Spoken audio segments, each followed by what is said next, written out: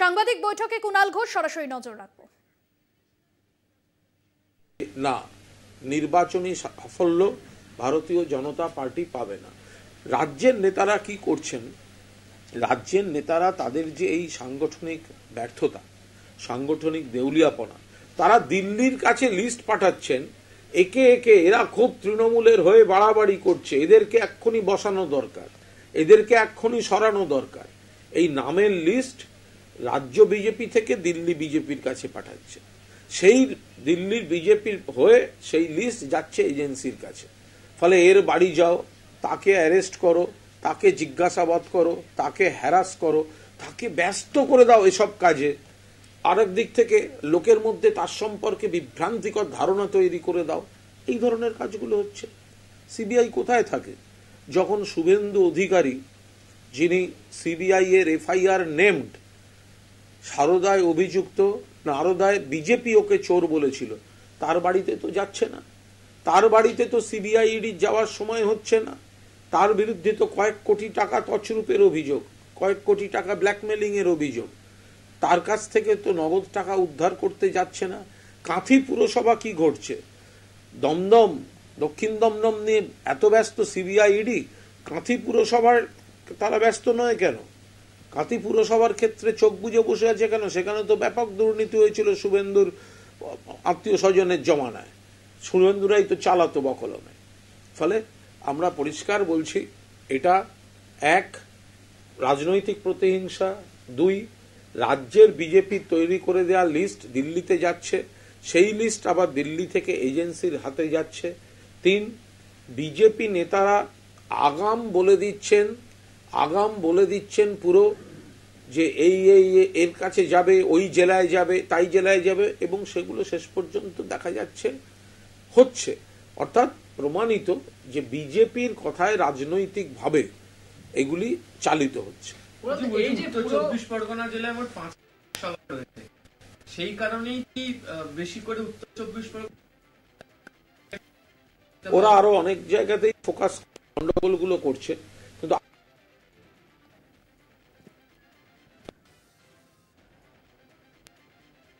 24 পরগনাকে কি ভাবে তৃণমূলকে ডিস্টার্ব করা যায়, রাজ্যের কলকাতা সহ অন্য সব জায়গাতেই একই জিনিস হচ্ছে। রাজ্য নেতৃত্বকে হ্যারাস করার চেষ্টা হচ্ছে।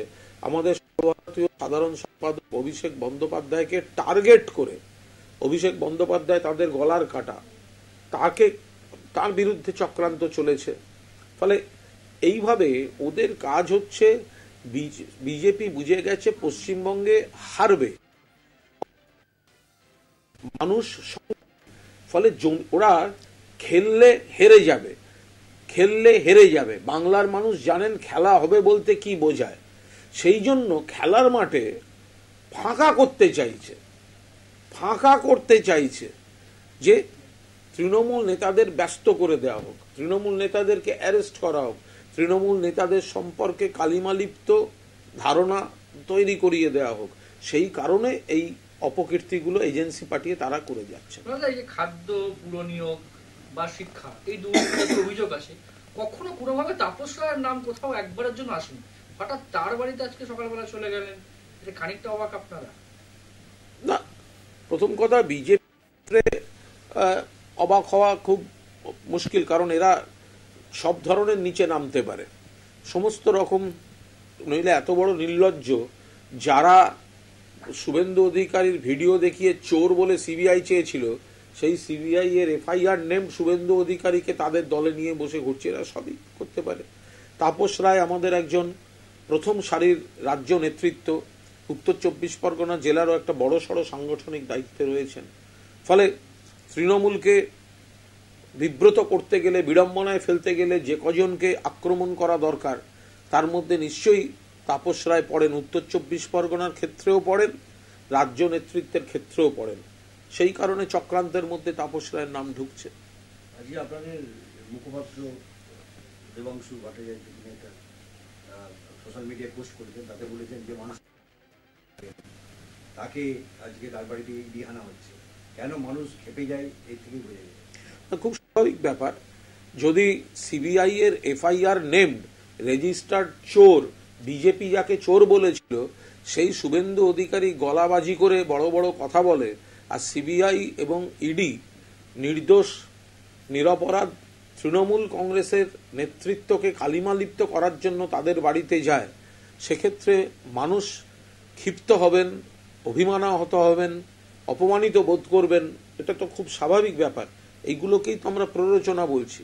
যদি নিরপেক্ষ হয়, আগে শুভেন্দুকে অ্যারেস্ট করুক, তারপরে নিরপেক্ষতার কথা বলবে এই সিবিআই আর ইডি।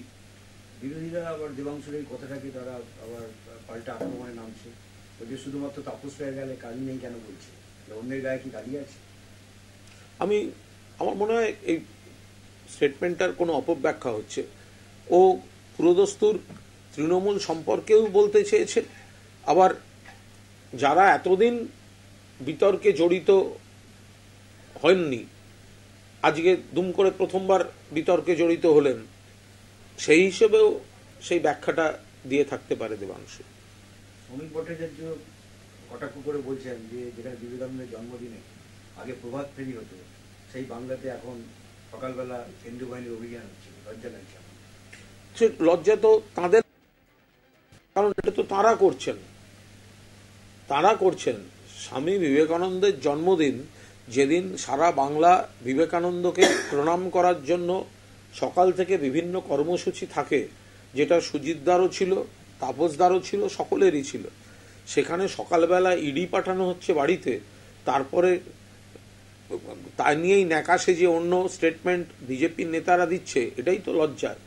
আর একটা তীব্র বৈপরীত্যের কথা বলবো, সেটা হচ্ছে স্বামী বিবেকানন্দের বাড়ির সামনে তাকে শ্রদ্ধা জানাতে গিয়ে যে ভাষায়, যে শারীরিক অঙ্গভঙ্গিতে শুভেন্দু অধিকারী সস্তা রাজনৈতিক মিথ্যাচার করেছেন, পাগলের মতো চেহারা তাঁর, পাগলের মতো কথাবার্তা, গেছেন স্বামীজিকে প্রণাম করতে, সেখানে বাইরে বেরিয়ে করছেন রাজনৈতিক প্রতিহিংসাজনিত কুৎসা, সেই হচ্ছে একটা শুভেন্দু অধিকারী। আর অন্যদিকে অভিষেক বন্দ্যোপাধ্যায়, আমাদের সর্বভারতীয় সাধারণ সম্পাদক, তিনি হাতজোড় করে বলছেন স্বামী বিবেকানন্দের বাড়িতে এসেছি এখানে শ্রদ্ধা জানাতে, এখানে যে যা ইচ্ছা বলতে পারেন,